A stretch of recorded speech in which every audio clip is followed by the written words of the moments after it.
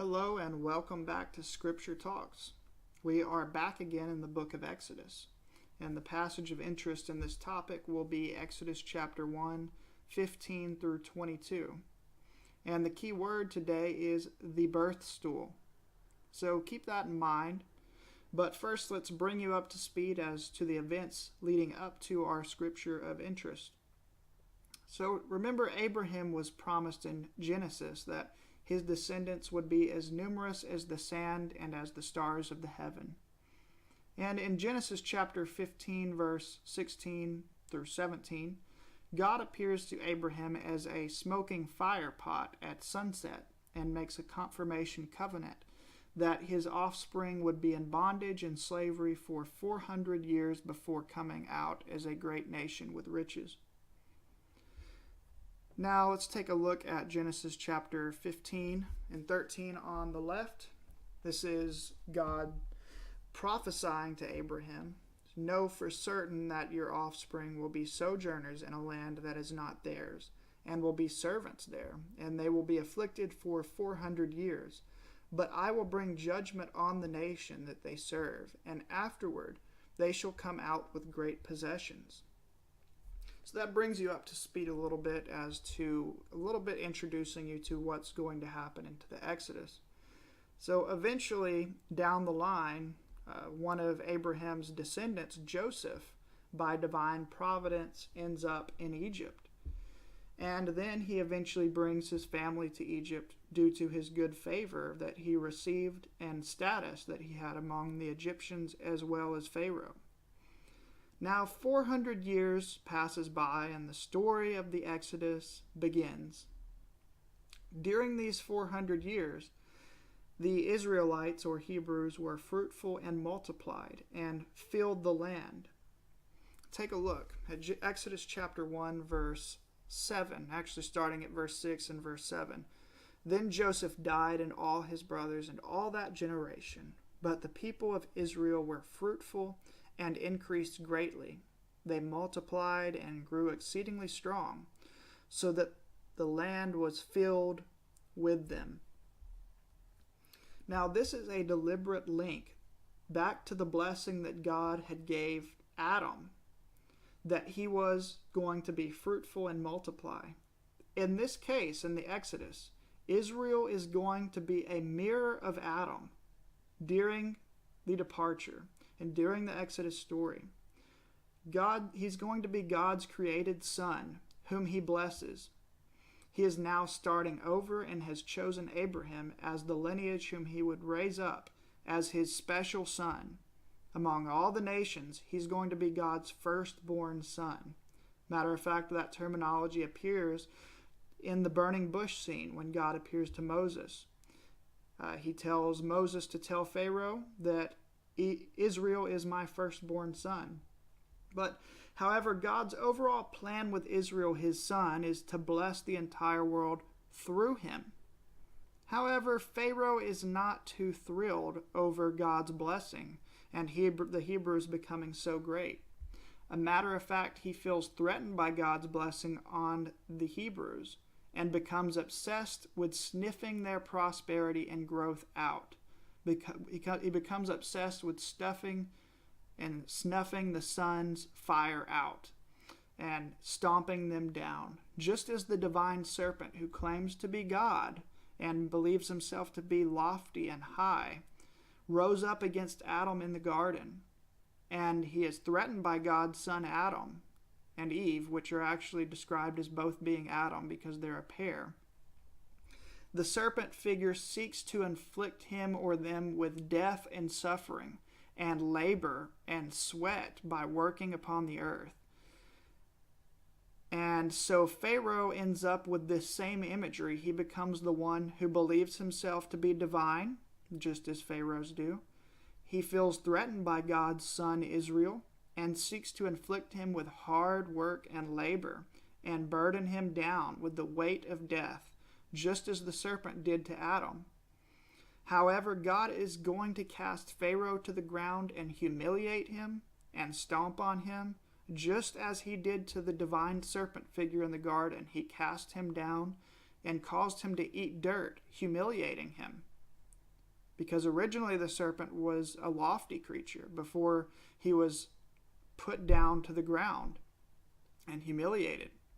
So Pharaoh becomes this image, this serpent image, and burdens the Hebrew people with labor, heavy labor. And that brings us up to speed as to the context of what we are getting into. Pharaoh's new plan, one of his plans to suppress God's blessings on the Hebrews, that of course is not going to work. So you can take a look on the right, on my right screen. And we are going to go to Genesis chapter 1, let's start at verse 14. And he made their lives bitter with hard service in mortar and brick, and in all kinds of work in the field. In all their work they ruthlessly made them work as slaves. Then the king of Egypt said to the Hebrew midwives, one of whom was named Shiphrah, and the other Puah, when you serve as midwife to the Hebrew women and see them on the birth stool, please keep that term in mind. If it is a son, you shall kill him, but if it is a daughter, she shall live. But the midwives feared God and did not do as the king of Egypt commanded them, but they let the male children live. So the king of Egypt called the midwives and said to them, why have you done this and let the male children live? The midwives said to Pharaoh, because the Hebrew women are not like the Egyptian women. They are vigorous and give birth before the midwife comes to them. So God dealt with the midwives, and the people multiplied and grew very strong. And because the midwives feared God, he gave them families. Then Pharaoh commanded all his people, every son that is born to the Hebrews you shall cast into the Nile, but you shall let every daughter live. And now let's go back up to our target text, Exodus chapter 1, verse 16. Now this is an interesting topic, and it's going to shock you probably as to what I'm going to suggest it's possibly referring to. Now, I probably am not the only one. I know I'm not. It's well documented that this is a confusing issue, but I'm sure that y'all have noticed when reading the passage, what in the world is going on? And sometimes some of you may not have even questioned it, but if you really think of it, it really doesn't make a whole lot of sense. Why do the midwives get away with disobeying their sovereign? They're given the royal command, look, you kill, as soon as you figure out if it's a boy, you kill it. So what's the big deal, and how come their excuse? Now, they do lie to Pharaoh. That much is known. They feared God. They did not kill the children as commanded, and then they lied to Pharaoh. And they give a righteous lie. But how is it that the lie works? I mean, they tell Pharaoh, who is depicted as being a tyrant and an evil king, and now Pharaoh's directly meeting with them, and they tell him this excuse. And how come Pharaoh doesn't get mad? I mean, okay, so you arrived a little late, and you didn't get to see the child get born. So what? Just go kill him like I told you to.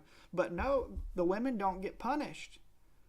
They say, well, the women are so vigorous, they give birth before the midwife can get there. So what does this bring to mind? How come Pharaoh instead amps up the ante? He heats up the fire, and he tells his people instead. Some of his officials or whatnot, it just says his people. And then they're supposed to cast all the male children into the river in the Nile.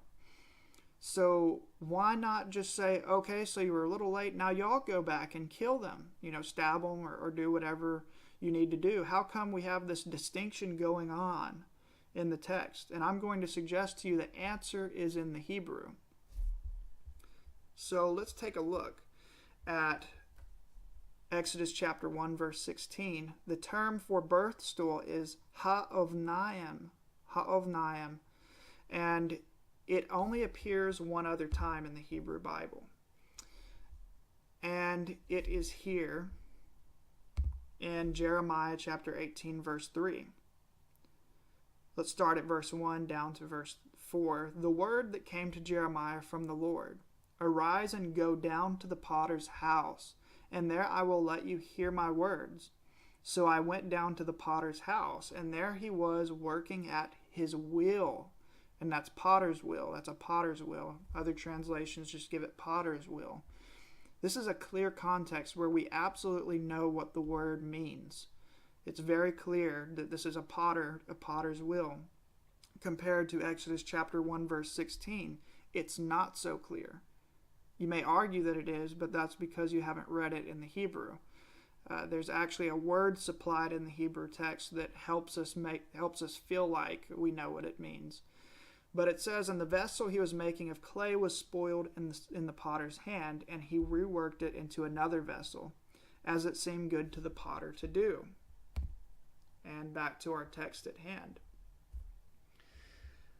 I have given my own translation. I've read it straight from the Hebrew text, and I can assure you the word them, as you get in English Bibles, is not there. It says, when you serve as midwife to the Hebrew women and see them on the birth stool, if it is a son, you shall kill him. The term them is not there. And here to the left, this is my translation.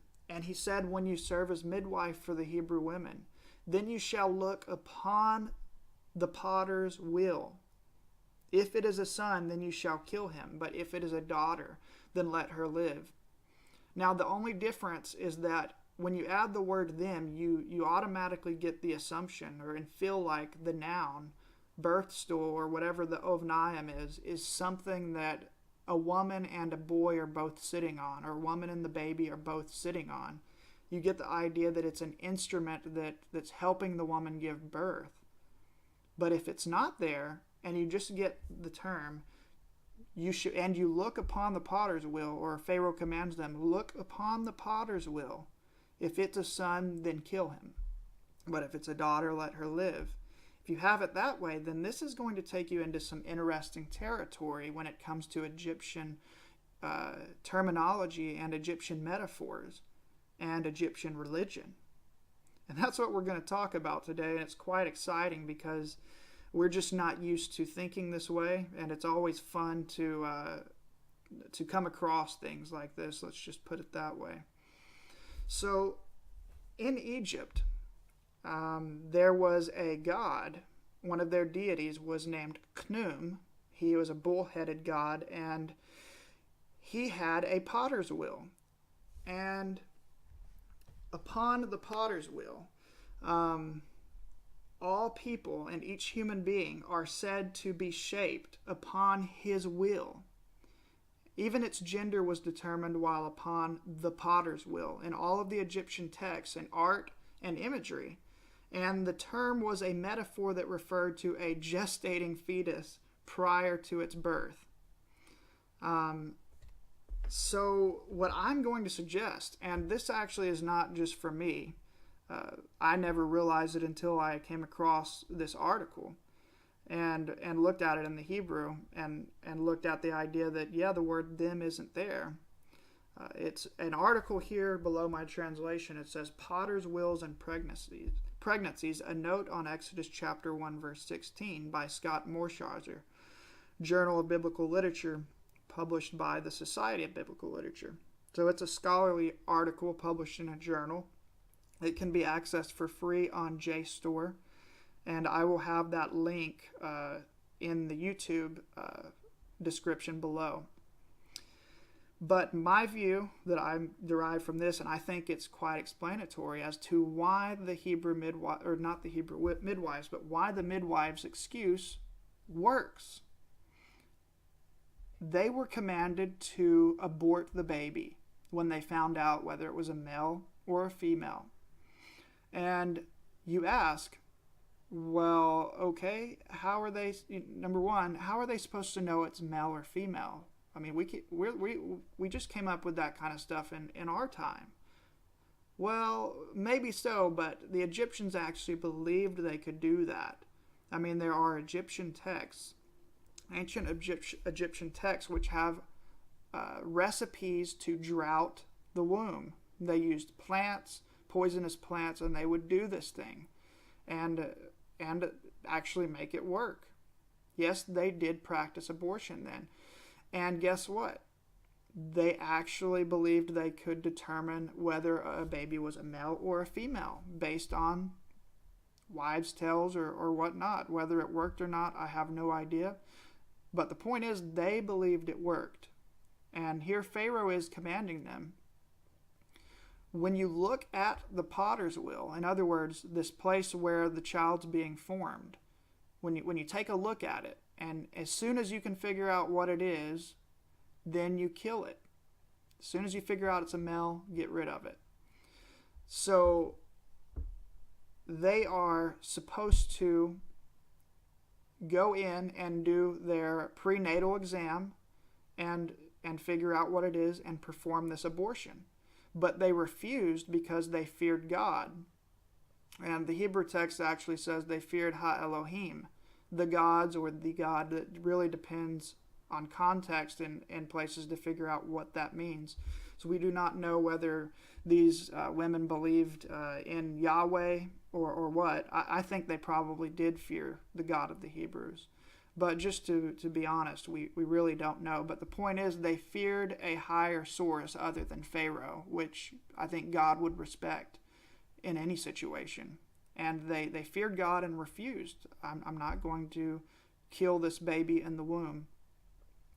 And this is why the excuse works, because they go to Pharaoh and they say, look, the Hebrew wives are not functioning like the Egyptian women. The schedule we're used to with the Egyptian women, the way it all works with them, it's different with the Hebrew women. They're giving birth before we go in to do the prenatal exams.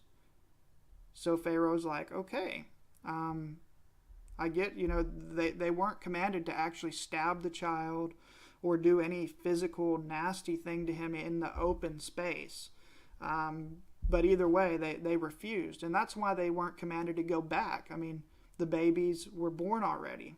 So essentially what they did is they said, apparently the midwives were like, we're just going to not kill the baby and just let it go. Let's see what happens. And eventually word gets to the Pharaoh, hey, all these babies are born. What's going on?